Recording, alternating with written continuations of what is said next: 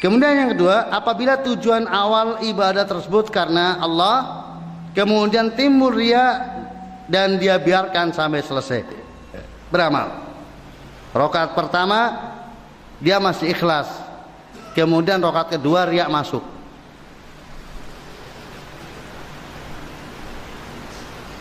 Maka meskipun tetap sah dan berpahala, akan tapi pelakunya mendapat dosa sekedar timbulnya riya tersebut.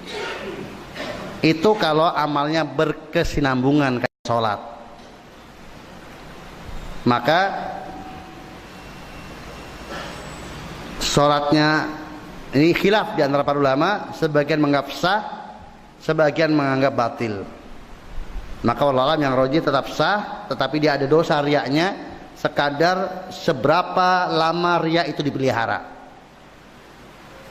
Maka amalan yang ternoda dengan riyanya, tambahannya itu menjadi sia-sia. Misalnya rakaat pertama dia ikhlas, rakaat kedua ada yang memperhatikan, dia ingin riya. Yang tadinya dia mau surat An-Nasr, inna a'tainakal kautsar atau idza jaa nasrul wal fath, kemudian dia ganti menjadi surat Al-Baqarah gitu. Maka surat Al-Baqarahnya batal. Karena dia tadi tidak ingin surat Al-Baqarah, dia ingin surat apa? An-Nasr, tetapi kemudian ganti Al-Baqarah, maka Al-Baqarahnya batal. Ya. Dia dapat dosa. Membaca surat Al-Baqarahnya dosa, bukan pahala. Kecuali kalau dia tetap surat An-Nasr dan gak memperdulikan. Karena perubahan dari An-Nasr ke Al-Baqarah karena riyaan, karena ada yang memperhatikan.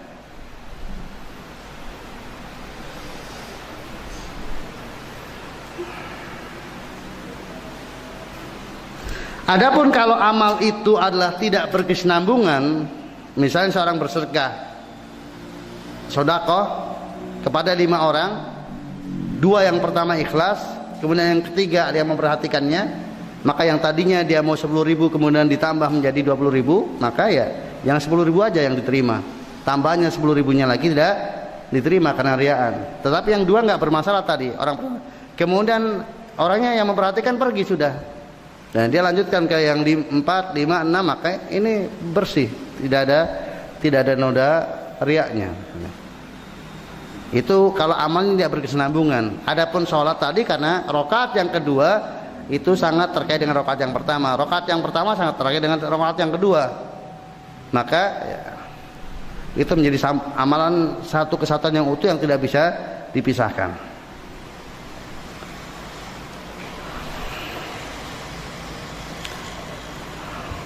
Nah, untuk yang berikutnya yang dianggap tidak mengganggu amal soleh, yaitu apabila merasa senang jika dipuji setelah selesai beribadah, maka tidak berpengaruh terhadap nilai pahala. Akan tapi apabila menceritakan ibadah yang telah dikerjakan dengan maksud mendapat pujian, maka bisa menghapus pahala ibadahnya. Seseorang mendengar pujian tentangnya, kemudian dia bergembira, tidak mengapa. Itu manusiawi. Ketika ditanyakan oleh Nabi kepada Nabi sallallahu alaihi wasallam, tilkal busra ajjalallahu li ibadi. Itulah kabar gembira yang Allah segerakan bagi hambanya. Jadi orang mukmin yang beramal soleh ikhlas karena Allah, kemudian suatu saat dia mendapatkan pujian, mendengar pujian tentangnya. Misalnya, saya mengajar gini, kemudian saya sebut murid saya. Itu saya punya murid, masya Allah dia begini-begini. Suatu saat murid saya membaca rekaman itu kan, dia berbunga-bunga. Kan saya memujinya nggak di hadapan dia, tapi dia mendengar pujian saya kepadanya. Dia berbunga-bunga, tidak mengapa. Sama kemudian seorang lagi ngobrolin kita tentang ya kebaikan-kebaikan kita mendengarnya tanpa disadari oleh yang sedang ngobrolin kita berbunga-bunga hati, merasa senang, tidak mengapa. Itu termasuk kenikmatan yang disegerakan oleh Allah bagi orang yang mukmin. Itu termasuk kenikmatan yang disegerakan oleh Allah bagi orang yang mukmin. Kemudian untuk terapi untuk mengobati riya, silakan dibaca sendiri. Kita lanjutkan dengan niat yang keliru yang lainnya, yaitu mengharap pahala dunia. Yang dimaksud dengan mengharap pahala dunia adalah beramal ibadah bukan demi tujuan akhirat, tetapi semata-mata mengharap pahala dari Allah berupa kenikmatan duniawi.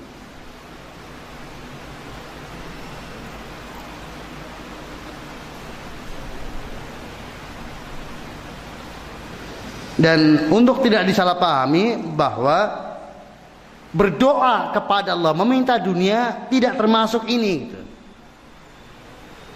Jadi berdoa kepada Allah silahkan minta apa saja termasuk minta dunia. Demikian juga seseorang bekerja bukan termasuk amalan agama, artinya amal ibadah yang orang melihatnya sebagai amal ibadah, amal soleh, lalu dia mengharapkan dunia dari pekerjaannya, silakan. Seorang bertani untuk mendapatkan panen, seorang berdagang untuk mendapatkan keuntungan, seorang kemudian menjadi pegawai untuk mendapatkan gaji bulanan. Bukan itu yang dimaksud, tetapi seorang puasa misalnya, seorang sholat, seorang baca Al-Quran, seseorang kemudian dia haji, seseorang kemudian dia umroh, tetapi ternyata dari aktivitas ibadahnya tersebut dia bukan mengharapkan akhirat, tapi yang diharapkan adalah dunia. Itu yang dimaksud mengharapkan pahala dunia. Saya contohkan, bersedekah semata-mata agar Allah melipat gandakan hartanya.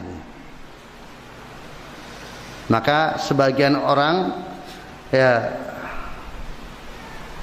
menulis saya sedekah ikhlas, semoga nanti Allah dengan ini membalas harta saya jadi berkembang, sampai kemudian banyak karena ustadz tersebut banyak bicara sodakoh gitu. Artinya dimanfaatkan namanya untuk selebaran kan. Selebaran tentang apa? Tentang kirim ke rekening ini kan 20.000 4 rekening, kemudian nanti rekening yang sudah sejahtera dihapus, kemudian dia ditaruh di paling bawah gitu. Nanti dalam beberapa pekan atau beberapa bulan dia menjadi posisinya menjadi yang dikirimi oleh orang karena rekeningnya tersantum di situ gitu. Kemudian dibawakan testimoni di situ, banyak testimoni. Saya tadinya terlilit hutang, kemudian membaca seperti ini, kemudian saya tertarik, kemudian saya hutang lagi 80.000, saya sumbangkan ikhlas karena Allah SWT gitu. Dan alhamdulillah setelah beberapa bulan saya cek rekening saya menjadi 100 juta misalnya. Itu kan dia bilangnya nggak apa-apa lah 80 juta 80.000 ikhlas karena Allah SWT, membantu orang lain. Dan dia dengan harapan mendapatkan solusi. Dia selain terlilit hutang untuk kemudian mendapatkan ganti dari itu semuanya. Itu contoh yang sedekah niatnya untuk Allah Ta'ala menganugerahkan kepadanya ganti yang lebih banyak melalui orang-orang kemudian ngirim kepada rekeningnya. Orang-orang yang ngirim ke rekening juga sama, tujuannya untuk dilipat gandakan uangnya.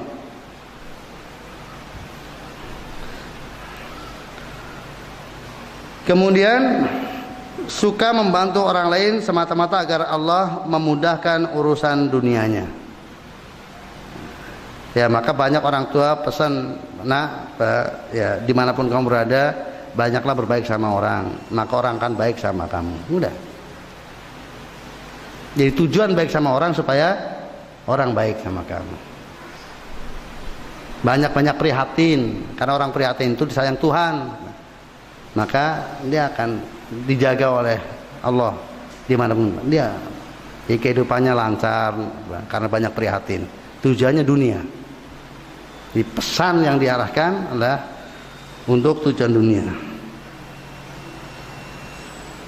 Rajin beribadah semata-mata agar Allah memberikan rasa tentram di dunia.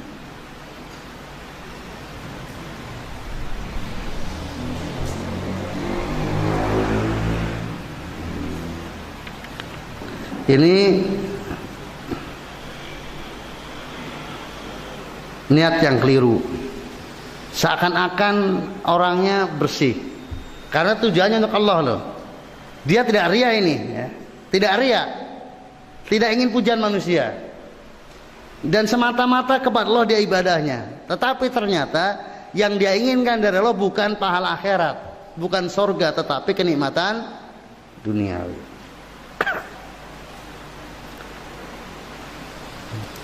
Ya, orang-orang yang tidak beriman kepada negeri akhirat, banyak nggak yang beramal soleh? Nggak beriman akan adanya kehidupan setelah mati. Mereka tetap banyak yang berbuat baik. Apa tujuannya? Ya supaya dunianya baik, supaya dunianya baik. Orang musyrikin dahulu banyak yang tidak beriman kepada hari akhirat. Bahkan umumnya orang musyrikin tidak beriman kepada akhirat. Tapi mereka banyak yang berbuat baik, menjaga kehormatan sebagainya. Karena apa? Mereka inginkan apa?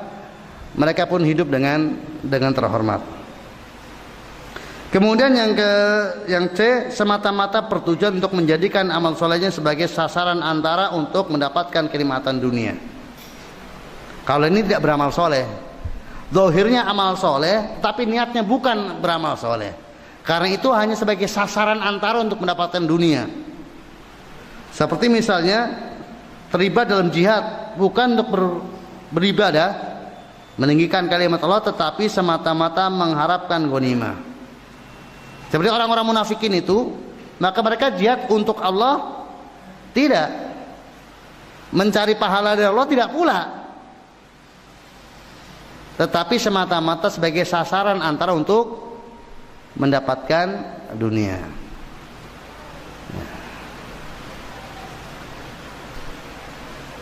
Jadi menjadi guru agama bukan untuk beribadah, tapi semata-mata mencari penghasilan. Ya, nak berusaha jadi hafid, nak sekarang hafid pasarannya masya Allah nak lagi naik daun, jadi hampir pasti nggak ada pengangguran kalau dia hafid Quran. Semangat dia menghafal Quran untuk apa? Ya, modal cari kerja, bukan untuk mencari akhirat, untuk modal cari kerja.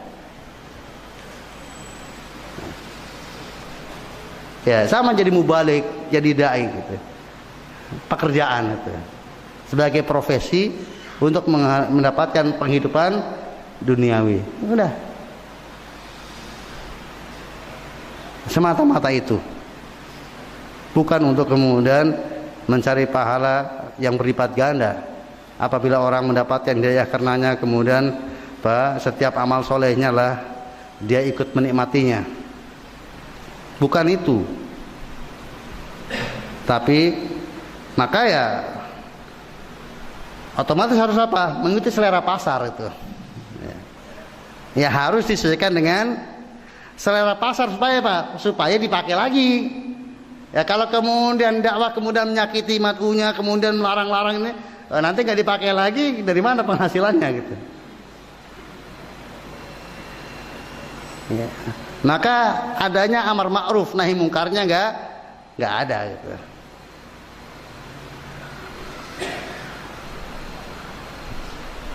Apalagi sekali tayang bisa 20 juta itu. Ya, berusaha semaksimal mungkin agar apa? Tetap dipakai.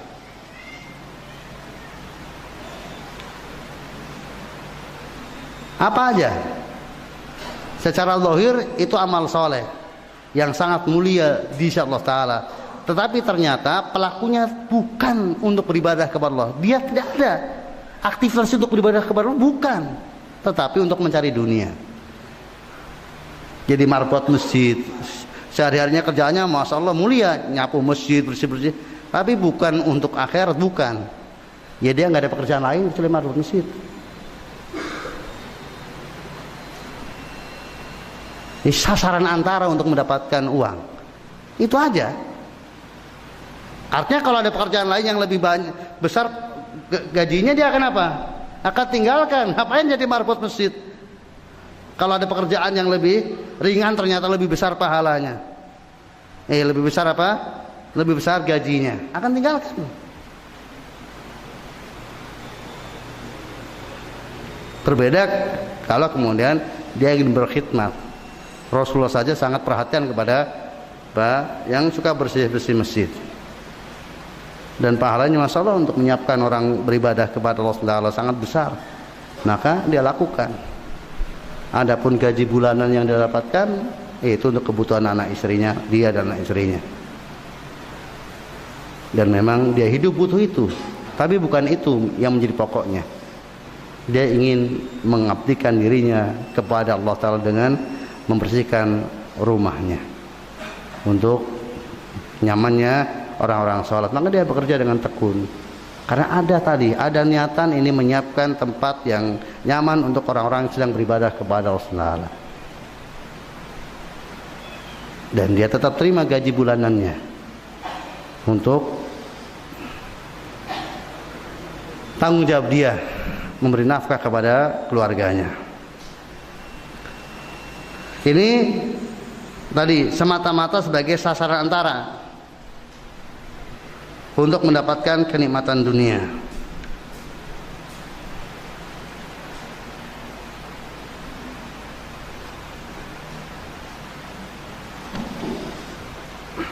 Nah, tentang hal ini dalilnya adalah firman Allah Subhanahu wa taala surat Hud ayat 15-16. Allah berfirman, "Man kana yuridul hayatad dunya wa zinatan wa fi ilaihim a'malun fiha wa hum fiha la yuqasun.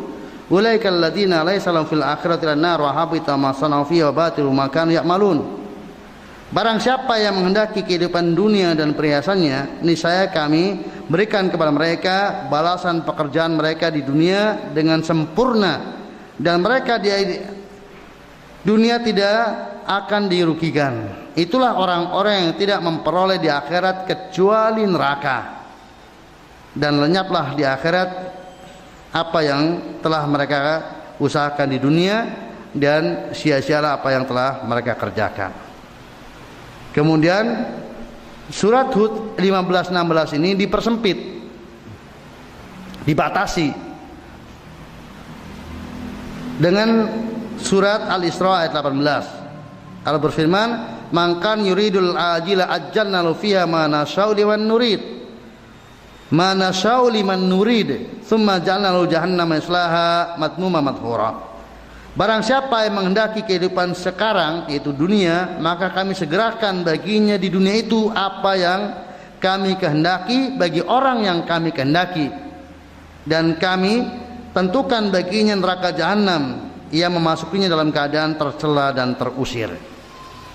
Para bapak, para ibu ikhwafin rahimani warahmatullah, surat Hud ayat 15 dan 16 serta surat Al-Isra ayat 18 ini menunjukkan kepada kita bahwa siapa yang beramal solehnya untuk tujuan dunia, maka Allah akan penuhi sesuai dengan yang Allah kehendaki dan bagi siapa yang Allah kehendaki.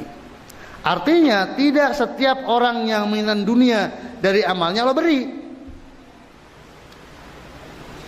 dan tidak setiap apa yang dia minta dari Allah Allah beri.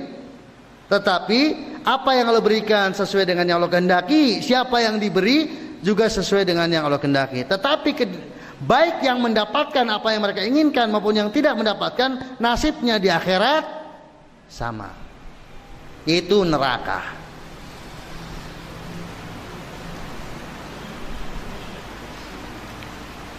Seseorang yang baca surat Yusuf misalnya semata-mata agar anaknya lahir ganteng, sama saja apakah yang Allah beri anaknya lahir ganteng ataukah Allah beri anaknya lahir cacat, dua-duanya sama-sama tidak mendapatkan pahala di akhirat, bahkan mendapat dosa dan terancam masuk neraka karena syiriknya, karena tidak ikhlasnya. Karena amal ibadah bukan untuk tujuan dunia, tetapi untuk tujuan akhirat. Maka fafidin rahimani warahmatullah, waspadalah kita terhadap hati kita dari ternyata kita semata-mata tujuannya untuk dunia, dan tidak ada yang lebih berat bagi kita melebihi menjaga hati untuk tetap ikhlas kepada Allah SWT.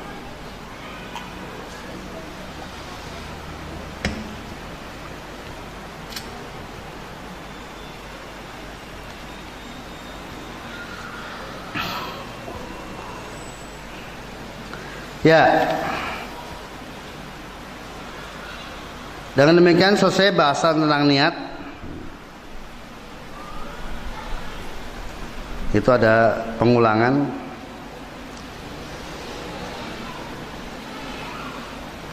Pada halaman 29 dan 30 itu pengulangan apa yang sudah tertulis 2 kali jadinya.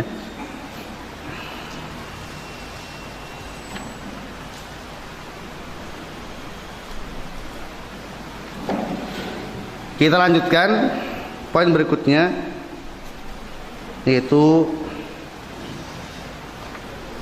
berprasangka kepada Allah SWT.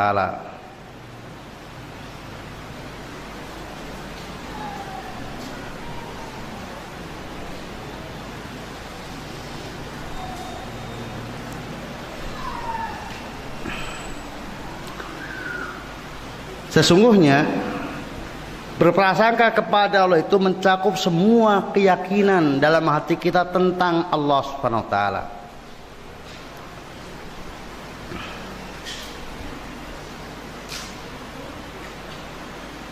Saya ulangi. Jadi yang dimaksud dengan berprasangka kepada Allah adalah segala keyakinan yang ada dalam diri kita tentang Allah Subhanahu wa taala, baik terkait dengan nama, sifat maupun perbuatan Allah SWT. Kalau keyakinan yang ada dalam diri kita tentang Allah sesuai dengan realita Allah, maka itu namanya prasangka yang baik. Adapun semua keyakinan yang tersimpan dalam diri kita yang Allah realitanya tidak demikian, itu namanya prasangka yang buruk.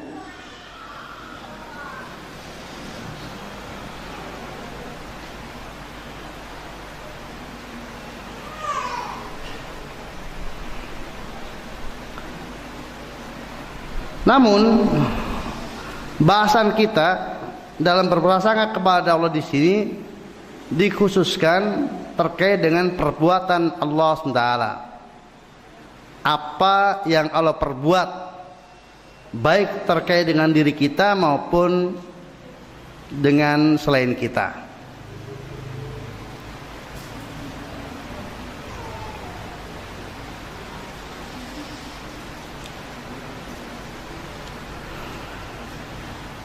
Maka kewajiban kita yang benar terkait dengan prasangka dengan Allah adalah berprasangka baik kepada Allah. Saya sampaikan di situ, terhadap semua perbuatan Allah kita harus berprasangka baik kepadanya. Sama saja baik yang terkait dengan alam semesta ini atau terkait dengan diri kita sendiri. Artinya semua yang Allah ciptakan pasti pasti terdapat hikmah dan maslahat di dalamnya, baik kita mengetahui atau tidak. Adanya kejadian buruk yang menimpa alam semesta atau adanya sifat buruk dan jelek yang dimiliki makhluk, pastilah Allah jadikan semua itu memiliki hikmah dan maslahat tertentu. Demikian juga ketika Allah menimpakan musibah atau malapetaka kepada kita, maka kita wajib berprasangka baik kepadanya. Kita harus yakin bahwa yang kita alami tersebut akan membawa kebaikan kepada kita, baik di dunia maupun di akhirat. Minimal dengan musibah tersebut sebagian dosa kita diampuni oleh Allah. Namun demikian, ketika kita banyak berbuat dosa, kita tidak boleh berprasangka baik kepada Allah. Kita tidak boleh berprasangka bahwa Allah akan mengampuni kita tanpa taubat dan melakukan aktivitas kebaikan yang bisa menghapus dosa-dosa tersebut. Tanpa taubat dan memperbaiki dengan amal soleh, pada hakikatnya bukanlah berprasangka baik, namun justru berprasangka buruk kepada Allah dan terjebak dalam angan-angan semata. Ikhwafin rahimani warahmatullah. Untuk memudahkan bagi kita berprasangka baik kepada Allah SWT, bahwa Allah itu adalah bernama Al-Hakim, di mana bahwa dalam nama Allah Al-Hakim tersebut terkandung di dalamnya makna hikmah. Karena Al-Hakim, maka sifat yang dimiliki Allah dari nama Allah Al-Hakim adalah Al-Hukmu dan Al-Hikmah. Allah zat yang membuat keputusan, yang menetapkan keputusan, dan Allah zat yang penuh bijaksana.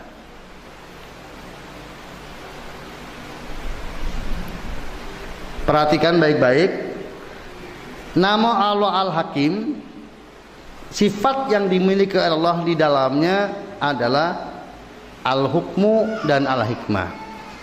Al-Hukmu artinya Allah sebagai penetap kebijakan, penentu keputusan. Baik keputusan itu terkait dengan keputusan kauni, hukum kauni, artinya apa yang Allah ciptakan,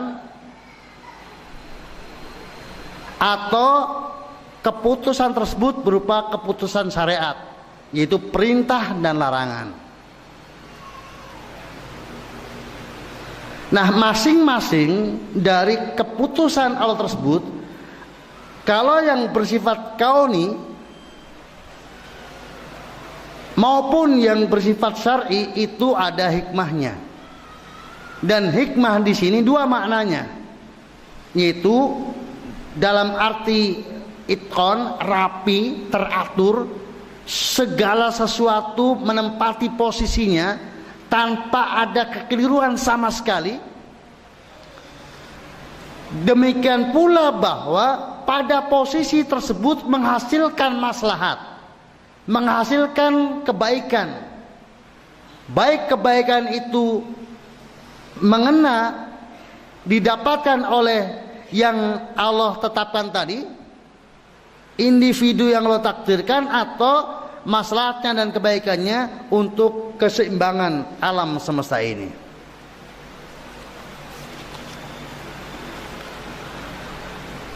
Ikhwan rahimani warahmatullah. Saya tambahkan dalam hal ini, tadi saya sampaikan bahwa hukum Allah ada hukum kauni dan hukum syar'i.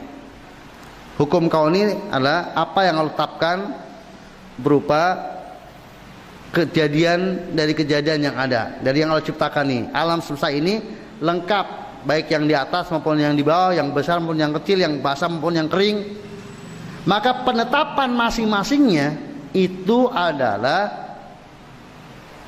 ada hikmahnya, ada maslahatnya. Dalam tubuh kita misalnya, mengapa mata dua, mengapa hidung menghadap ke bawah, mengapa mulutnya bentuknya begini, mengapa susunan gini, susunan giginya, kemudian apa, yang ini rata gini, kemudian yang ini runcing, yang ini kemudian bentuknya, itu semuanya ada masalah. Dan itu memang mestinya begitu. Itu sudah posisi yang terbaiknya begitu. Setiap penempatan, berapa jumlah kemudian apa, misalnya binatang yang harus Allah ciptakan, berapa kemudian jumlah air yang tersedia, berapa kemudian apa, tanaman yang mesti tersedia, berapa jumlah manusia yang harus diciptakan, itu semuanya sudah apa, pada posisi yang paling sempurnanya. Karena Allah adalah Al-Hakim, yang diantara maknanya hikmah, yaitu menempatkan sesuatu pada tempatnya. Mengapa? Termasuk mengapa si A mukmin, si A kafir. Si A mukminnya sempurna, si A mukminnya asal-asalan. Si A kafirnya masya Allah sudah kafir, masih kemudian berbuat jahat. Si A kafirnya anteng-anteng saja, cuma kafir toh tapi baik.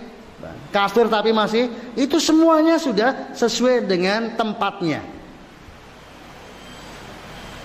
Tidak ada kegeseran, tidak ada tafawut, tidak ada posisi yang keliru pada tempatnya, yang tidak pada tempatnya. Karena Allah Al-Hakim. Akhir hikmah dalam makna al-itqan, menempatkan sesuatu pada tempatnya. Wala yadlimu rabbuka ahada. Tuhanmu tidak pernah berbuat aniaya kepada seorang pun.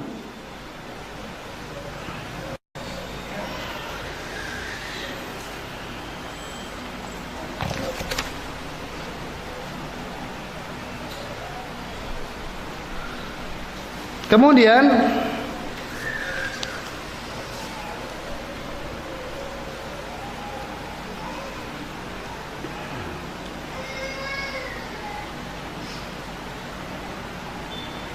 di samping hikmah dalam arti menempatkan segala sesuatu pada tempatnya, maka Allah hikmah dalam arti setiap yang Allah lakukan ada tujuan, ada maslahat, ada yang Allah inginkan dari apa yang Allah ciptakan tersebut.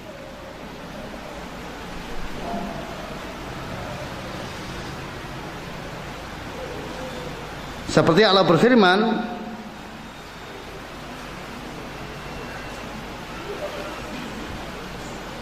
dalam surat An-Nisa ayat 165, rusulan mubasyirin wa mundirin li'alla yakuna linnasi 'alal hujjatun ba'da rusul wa kana Allahu azizan hakima. Mereka kami utus selaku rasul-rasul pembawa berita gembira dan pemberi peringatan agar supaya tidak ada alasan bagi manusia membantah Allah sesudah diutusnya rasul-rasul itu, dan ada Allah Maha perkasa lagi Maha bijaksana. Jadi di antara kebijaksanaan Allah, tepatnya Allah, hikmahnya Allah mengutus para rasul. Supaya apa? Supaya nanti manusia nggak ada alasan lagi di hadapan Allah setelah diutusnya rasul. Itu hikmah diutusnya rasul, menegakkan hujjah, sehingga nanti nggak ada alasan lagi di hadapan Allah. Itu hikmah kauniyah, hikmah yang pasti terjadi. Demikian juga misalnya firman Allah surat Ad-Dukhan ayat 38, wa ma khalaqnas samawati wal arda wa ma bainahuma la'ibin. Dan kami tidak menciptakan langit dan bumi dan apa yang ada di antaranya keduanya dengan bermain-main. Artinya ada tujuannya mengapa Allah ciptakan itu semuanya, bukan bermain-main. Orang yang melakukan aktivitas tanpa tujuan itu seperti bermain-main, berlakukan perbuatan yang sia-sia. Maka Allah juga berfirman, afasibtum annama khalaqnakum abasa wa annakum ilaina la turjaun. Maka apakah kamu mengira bahwa sesungguhnya kami menciptakan kamu secara main-main saja dan bahwa kamu tidak akan dikembalikan kepada kami? Maka orang yang tidak beriman bahwa ada kehidupan di akhirat itu sama dengan menuduh Allah cuma bermain-main. Allah menciptakan semuanya ini cuma bermain-main. Kalau dia punya keyakinan bahwasanya tidak ada hari berbangkit setelah kematiannya.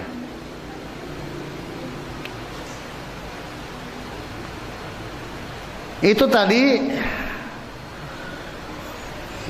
hikmah dalam kauniyah Allah Taala.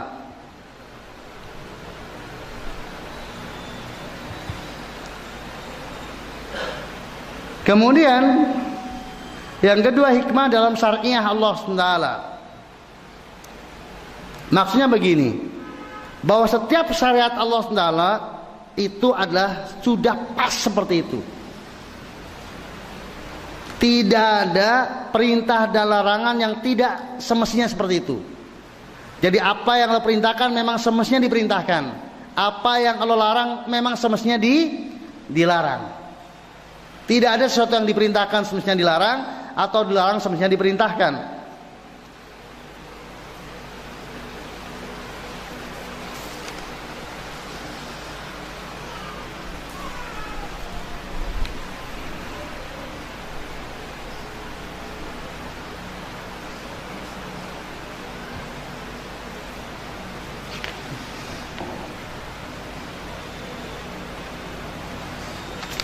Ya.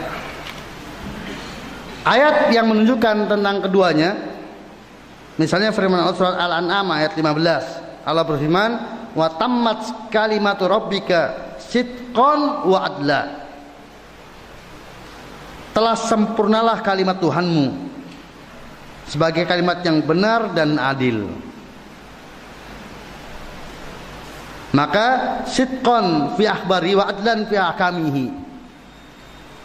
Kalimat Allah firman Allah itu, kalau itu berupa berita pasti benar, kalau itu berupa perintah pasti adil. baik perintah kauni maupun perintah syar'i. Nah, ketepatan perintah dan larangan Allah SWT, maka apa saja yang Allah perintahkan pasti itu adalah kebaikan murni atau kebaikannya lebih besar dari keburukan yang terjadi. Ya, setiap yang Allah perintahkan, maka apabila dijalankan oleh seorang hamba itu akan mendatangkan kebaikan yang murni, seperti tauhid misalnya, zikir,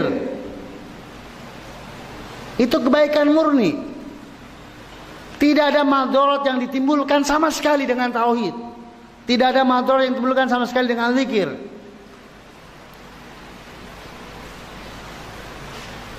Atau kalaupun ada madaratnya, maka manfaat yang dapatkan lebih besar dari madarat yang ditimbulkan. Perintah jihad fisabilillah misalnya, ada madaratnya. Berupa apa? Ya, matinya seorang menimbulkan, ada anak yatim, ada janda. Luka seseorang menimbulkan dia ya tidak nyaman. Tetapi manfaat yang dari jihad jauh lebih besar dari adanya madarat tersebut, maka Allah tetap perintahkan. Qisas misalnya.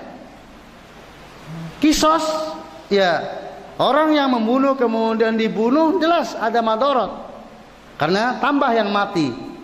Tetapi dengan demikian terjaganya apa? Terjaganya manusia.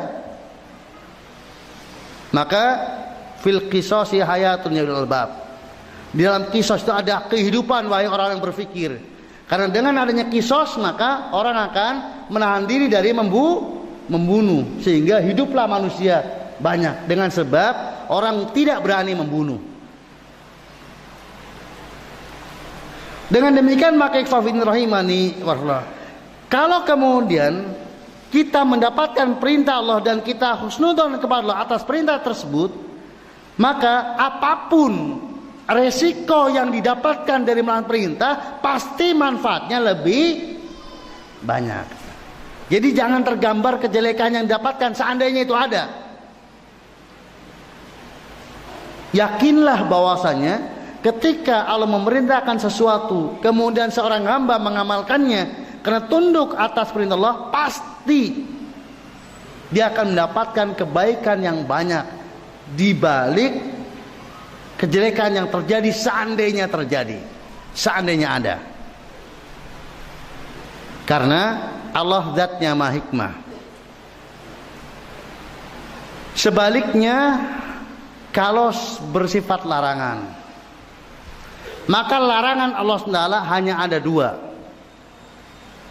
Kalau bukan kejelekan murni seperti sihir misalnya, fayata'allamuna minhuma ma yadrum wala yanfa'uhum, dan mereka belajar di keduanya sesuatu yang madarat bagi mereka dan tidak ada manfaatnya. Itu sihir. Dilarang oleh Allah karena madarat murni. Atau kalaupun bukan madarat murni, maka kejelekannya lebih banyak daripada manfaatnya. Yas'alunaka 'anil khamri wal maisir qul fihima itsmun kabirun wa manafi'un nas wa itsmuhuma akbaru min naf'ihima. Mereka bertanya kepadamu tentang khamr dan perjudian. Maka katakan pada keduanya ada dosa yang besar, ada kesalahan yang besar, ada kejelekan yang besar, dan ada manfaatnya memang, tetapi dosanya lebih besar, kejelekannya lebih besar. Maka ikhwafidin rahimani warahmatullah, ketika kemudian kita mendapatkan larangan Allah SWT, maka yakinlah kalau kemudian kita kerjakan itu madaratnya lebih besar, walaupun kita merasakan ada manfaatnya, pasti. Maka orang yang beriman itu gelisah kalau berdosa. Karena apa? Dia takut, walaupun dia habis menikmati dari dosa tersebut, dia menikmati dosa tersebut, tetapi apa? Dia gelisah adanya musibah yang lebih besar yang menimpanya. Karena ketika Allah melarang sesuatu, tidaklah Allah melarang kecuali karena itu apa? Madarat murni atau madaratnya lebih lebih besar. Nah, para bapak, para ibu ikhwafin rahimani warahmatullah, keyakinan kita terhadap nama Allah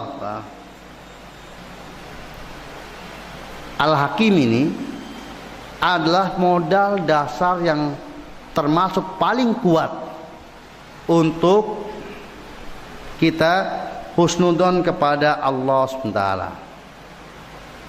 dalam setiap apa yang kita terima.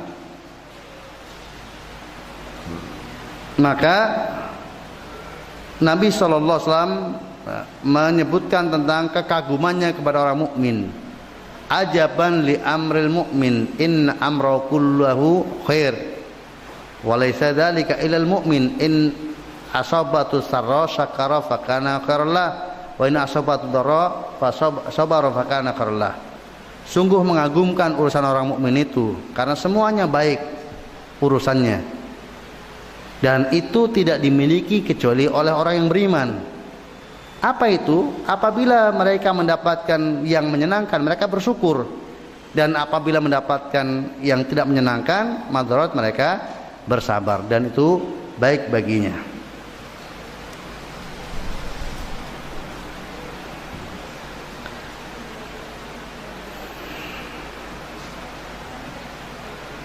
Ya, itu terkait dengan berprasangka baik kepada Allah Taala. Maka seseorang akan senantiasa melihat indahnya takdir dan syariat Allah. Semua yang takdir Allah sangat indah, karena dia bukan melihat dari sisi apa yang kasat matanya, yang dia lihat adanya setan, adanya kemudian binatang yang suka mengganggu manusia, adanya penyakit, adanya, bukan di situ, tetapi dia melihat kepada siapa yang membuat itu semuanya. Dan kalau dia merenungkan, itu ada keteraturan yang sangat luar biasa, yang tidaklah bisa dilakukan kecuali oleh Rabbul Alamin. Maka jangan melihat dari sisi kayak gini. Kalau antum melihat dari sisi seorang dokter mengamputasi gitu, kalau semata-mata dilihat, dia melihat kaki dipotong, jelek atau jelek? Dia melihat kaki kok dipotong tuh, jelek. Tapi kalau dia melihat alasan dibalik pemotongan kaki tadi, maka antum akan melakukan apa? Pujian kepada sang dokter. Masya Allah si dokter ini. Itu karena kebetulan kita tahu bahwa si dokter memotong kaki, mengamputasi kaki karena apa? Demi tidak menjalarnya penyakit ke seluruh tubuhnya. Maka perbuatan dokter tersebut adalah perbuatan yang sangat bagus, walaupun secara kasat mata dia melakukan perbuatan yang jelek karena memotong kaki. Maka jangan melihat dari sisi Allah menciptakan iblisnya tok di situ, semata-mata di situ, tapi lihat apa yang dihasilkan dengan penciptaan iblis. Berupa kebaikan yang amat sangat banyak. Dan kalau kemudian kita kembali kepada Asma Al-Hakim, maka nggak ada tempat di sini untuk suudzon kepada Allah. Nggak ada tempat di sini. Kalau kita memahami dengan baik tentang Allah Al-Hakim, itu nggak ada tempat untuk kita suudzon kepada Allah terhadap apa yang Allah perbuat. Maka la yus'alu amma yaf'alu wa hum yus'alun. Allah tidak ditanya apa yang dia perbuat, tetapi mereka yang tanya. Saya beri ilustrasi. Kalau di kampung di mana Bapak tinggal, itu ada seorang yang sangat dikenal bijaksananya. Ya, ada dikenal sangat bijaksana orang tersebut. Semua masyarakat kampung tahu bahwa Bapak tadi, si Bapak tadi sangat bijaksana. Kemudian suatu saat Anda mendapatkan si Bapak tadi ngomel-ngomel sama seseorang. Ya, ingat ya, si Bapak tadi adalah Anda kenal sangat bijaksana, kemudian antum dapatkan dia marah, bahkan sampai mukul kepada seorang, maka yang terjadi dalam benak antum, antum akan menanyakan kepada si bapak atau kepada yang dipukul, ngapain kamu dipukul? Hah? Kok bisa-bisanya kamu sampai dipukul sama bapak? Bukan, Pak, mengapa dia dipukul? Tidak, kenapa? Pasti dia yang salah siapa? Dalam pikiran dia yang salah siapa? Yang dipukul, maka yang tanya yang dipukul. Mengapa kamu sampai bisa dipukul si bapak? Bukan, Pak, mengapa Anda memukul? Nah, tetapi kalau ada orang yang tidak kenal si bapak tadi, ya, ada orang kampung lain, dia lihat, loh, ada bapak yang mukul, Pak, kenapa dipukuli, Pak? Apa salahnya, Pak? Kenapa? Orang tadi tidak kenal. Orang yang kenal mah gak akan bertanya. Maka orang yang mempertanyakan apa yang lo perbuat itu orang bodoh tentang Allah SWT. Orang yang tahu Allah gak mungkin dia mempertanyakan apa yang Allah perbuat. Kenapa? Dia sangat yakin bahwa dalam setiap perbuatan Allah itu sudah sangat bijaksananya. Maka dia gak akan bertanya, ya Allah, kenapa saya sudah sholat kok masih begini juga? Saya sudah selama ini sudah berusaha untuk taat, kenapa saya masih begini juga? Itu orang bodoh. Kalau dia orang yang tahu tentang Allah, ini semuanya salah saya, pasti ada yang gak beres pada saya. Udah langsung gak berani dia terlintas untuk mempertanyakan apa yang Allah perbuat, gak ada keberanian sama sekali, karena dia tahu persis. Kayak tadi, itu pada manusia yang sangat bijaksana, yang padahal masih memungkinkan salah, ya atau tidak? Si bapak tadi masih memungkinkan salah, masih, tetapi karena saking dikenal bijaksananya, nggak berani orang mempertanyakan apa yang dia perbuat. Bagaimana mungkin Allah dat yang tidak pernah salah kemudian dipertanyakan kepadanya? Hanya orang bodoh saja yang mempertanyakan apa yang lo perbuat, yang mempermasalahkan apa yang lo perbuat. Maka keimanan ini akan membuat hidup kita sangat tenang. Kita penuh optimisme gitu. Kita hanya pesimis kalau kita dosa aja. Itu yang kita merasa hidup ini nggak nyaman, itu karena dosa. Itu aja yang membuat hidup nggak nyaman, karena kita punya dosa, itu aja.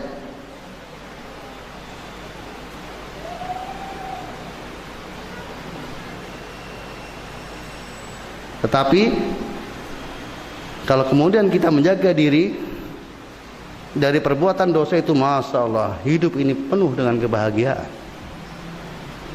Karena kita tahu siapa Rob kita. Dan dosa pun, kita pun tetap punya harapan besar, karena ada peluang taubat, ada diberi kesempatan taubat. Maka kalau sudah bertobat, Masya Allah, itu kembalinya kenyamanan dalam hati. Jadi gelisahnya orang mukmin itu hanya karena dosa yang diperbuatnya. Dia tidak pernah merasa aman dari makar Allah SWT, karena dia punya dosa-dosa. Dia bukan orang yang bersih dari dosa. Ya, itu berprasangka baik. Kemudian terkait dengan berprasangka buruk kepada Allah.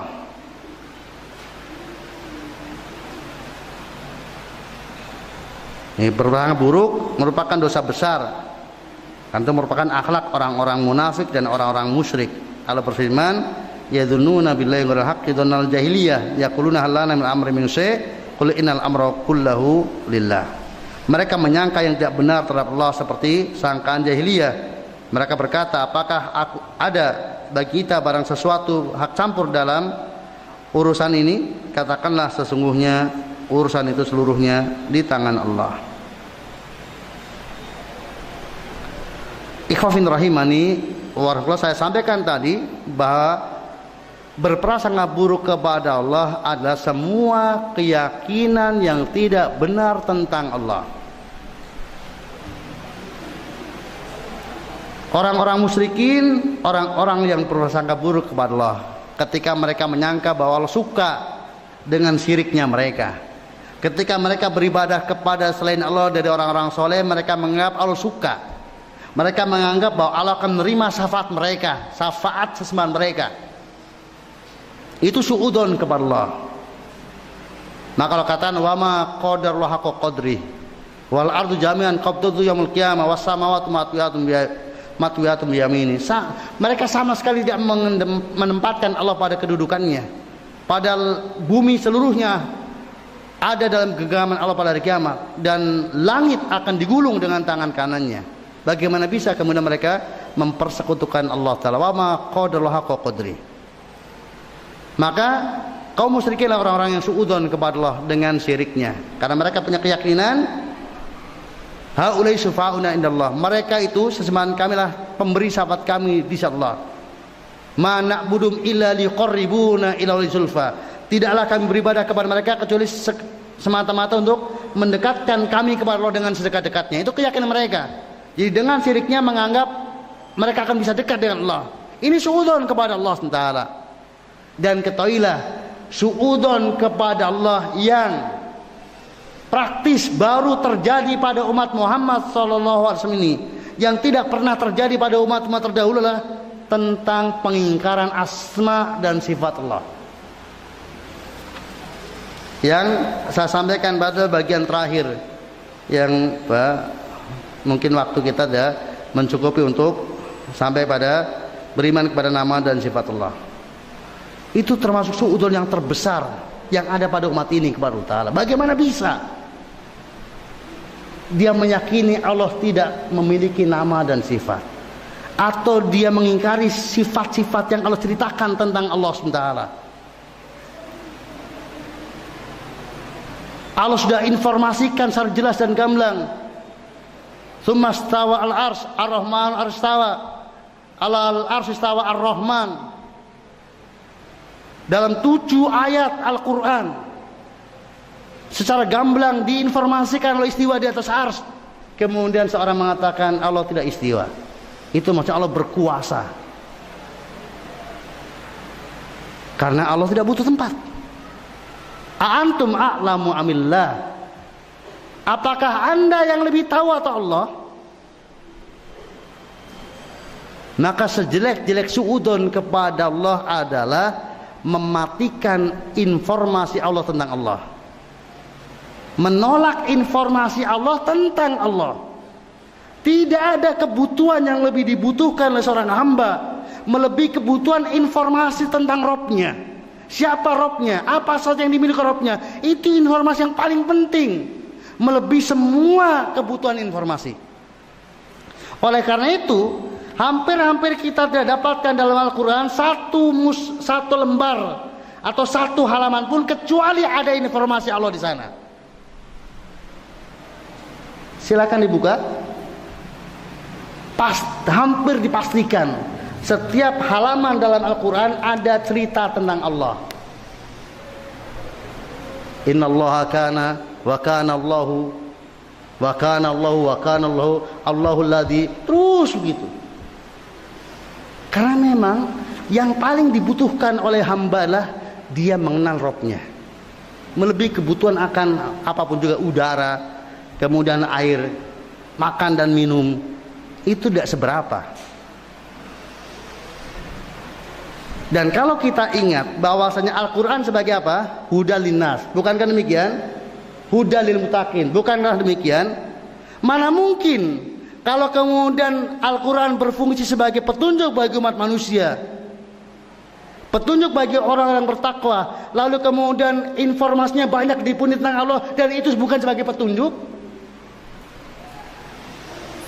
Coba logika kita berpikir. Ini Al-Quran sebagai petunjuk hidup, berarti seluruh isinya berfungsi petunjuk hidup. Maka ketika isi yang paling dominan itu berarti yang paling sebagai modal petunjuk hidup. Sekarang seseorang mau membekali anaknya, dia mau safar. Perhatikan ya, dia mau safar. Kemudian maka yang diperbanyak kepadanya adalah apa? Yang paling dibutuhkan dalam safarnya, ya atau tidak? Ya. Adalah orang tua yang bodoh ketika kemudian anaknya dibekali dengan apa? Mau safar ya kasur dibawa, kemudian dibawa, ibu uang nggak dibawain, dia bawa kasur, bawain. Itu pemakan apa? Maka yang diperbanyak yang kira-kira itu yang paling dia butuhkan untuk perjalanan safarnya. Dan kita berjalan menuju kepada Allah. Kemudian dibekali dengan Al-Quran sebagai petunjuk hidupnya. Maka informasi yang paling banyak dalam Al-Quran itu yang paling kita butuhkan. Dan ternyata informasi yang terbanyak adalah informasi tentang Allah Subhanahu wa taala.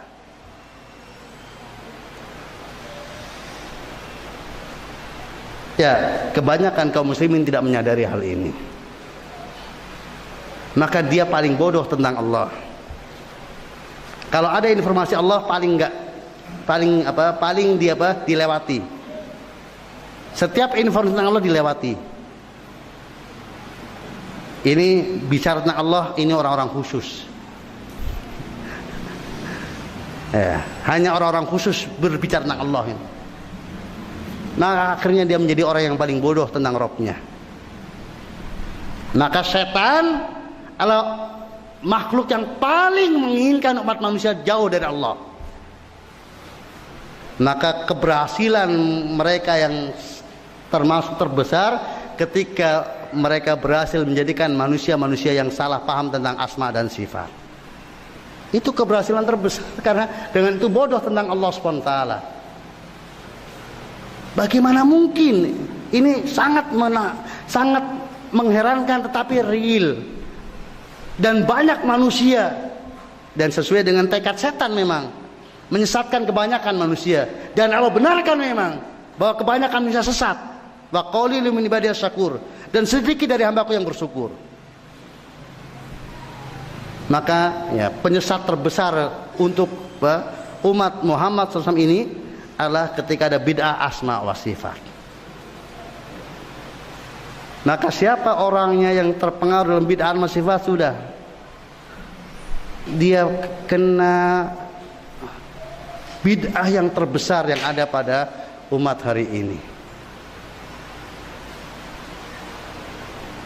Jadi kalau yang terkait bid'ah tentang peringatan kematian, bid'ah tentang peringatan hari besar itu nggak bisa dibandingkan dengan bid'ah orang kok terkena subhat tentang asma sifat. Dia tidak beriman di mana Allah berada. Dia tidak beriman tentang satuan-satuan dari sifat Allah SWT. Dia tidak beriman bahwa Allah turun. Dia tidak beriman bahwasanya bahwa Allah mencinta. Dia tidak beriman Allah ridho. Wah, itu sekian banyak ayat Al-Quran didustakan olehnya dengan alasan itu tidak sebagaimana mestinya.